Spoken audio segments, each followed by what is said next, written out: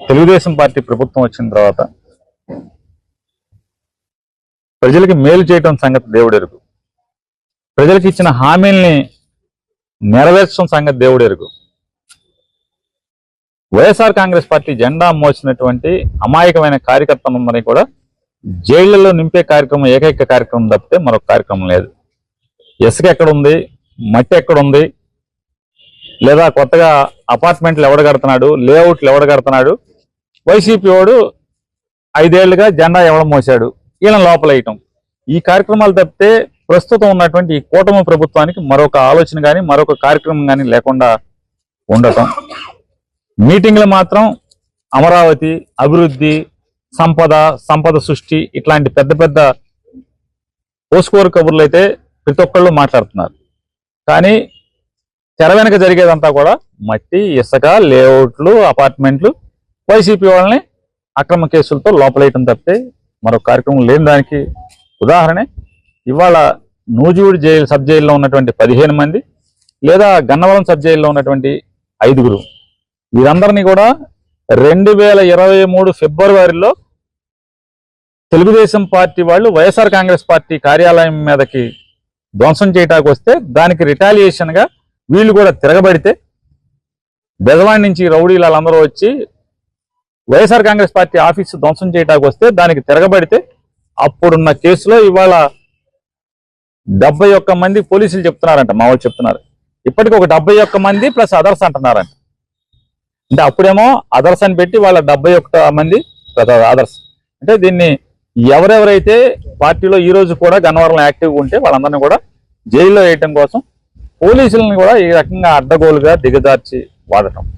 అదో మరొకటి వాళ్ళ పైశాచిక ఆనందం ఏంటంటే సెక్షన్ ని మార్చి కొత్త చట్టం ప్రకారం అయితే కనుక వీళ్ళకి బెయిల్ రాకుండా ఉంటుందని చెప్పని సెక్షన్ ఆల్టర్ చేసి వాళ్ళ పోలీసుల యొక్క పరపతిని అడ్డగోలుగా లీగల్ గా మేనేజ్ చేయటం చేసి ఇవాళ నెల రోజుల నుంచి కూడా ఇవాళ ఇక్కడ ఉంచితే ఒక మండల అధ్యక్షుడు తల్లి చనిపోతే కూడా కనీసం దినానికి కూడా పర్మిషన్ రాకుండా అబ్జెక్షన్ చెప్పటం. ఇవన్నీ పెద్దగా కాలం పెద్ద తిరిగి రాదు, ఎక్కువ దీర్ఘకాలం అక్కర్లేదు, తొందరలోనే కాలం తిరిగి వస్తుంది. అయితే ఈ రకమైన పైశాచిక ఆనందం, మానసిక ఆనందం, తల్లి చనిపోతే కూడా బెయిల్కి అబ్జెక్షన్ చెప్తూ దినం చేయనివ్వకుండా కూడా దినం వాయిదా వేసుకునేటువంటి పరిస్థితి. ఇవన్నీ అట్టు పెట్టే పరిస్థితిలో వస్తాయి తప్పితే కాలం గిర్రం తిరిగి వస్తుంది. అంటే ఇవాళ అక్రమ కేసులో 2023 ఫిబ్రవరిలో జరిగిన సంఘటన మీద ఇవాళ పుంకాలుగా మనుషుల్ని, వైఎస్ఆర్ కాంగ్రెస్ పార్టీ మనుషుల్ని ఈ రకంగా దండగుచ్చినట్టుగా అరెస్టులు చేసి అక్రమంగా జైల్లో మగ్గదీస్తున్నారు.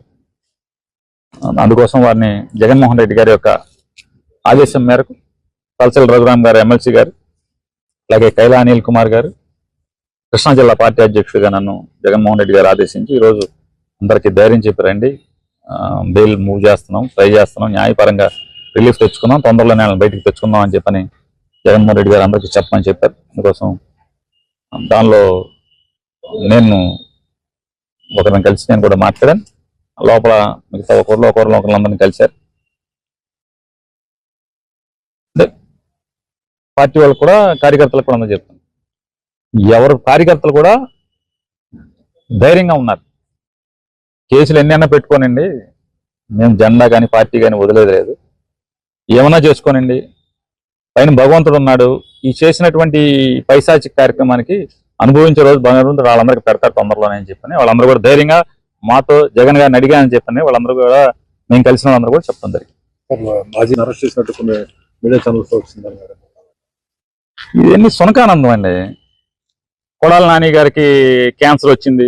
కొడాల నాని గారు వాళ్ళ అమ్మగారు నా మధ్య ఎప్పుడు 2 ఏళ్ల క్రితం ఆవిడకి క్యాన్సర్ వస్తే ఆ వైద్యం ఆవిడ క్యాన్సర్ని జయించి ఆవిడ చెకప్ కోసం కొడాల నాని గారు ఎంపటి పెట్టుకెళ్తే కొడాల నాని క్యాన్సర్ వచ్చిందని చెప్పిన సునకానందం పొందటం వార్తలేసి.